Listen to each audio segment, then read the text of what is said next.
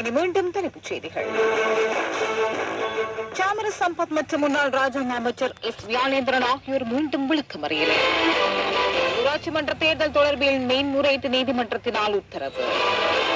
மீனவங்குடியில் கட்டளையை மீறி பயணித்த மோட்டார் சைக்கிள் ஒன்றின் மீது துப்பாக்கிச் சூடு. நாட்டின் சில பகுதிகளில் இன்று 100 மில்லிமீட்டர் வரை பலத்த மழை பெய்யும் சாத்தியம்.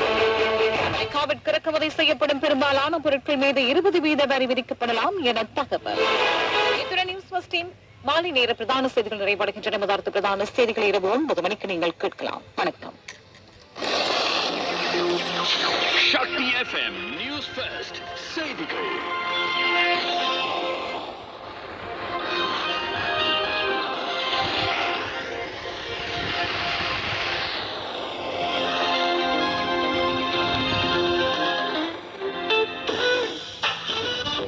அறிவாயா கண்மணியே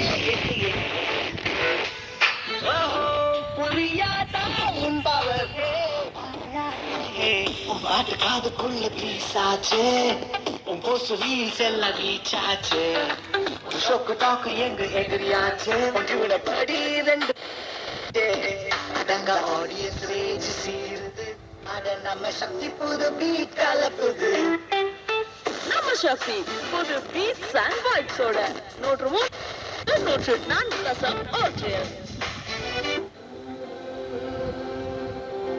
வெண்ணிலவு சாரல்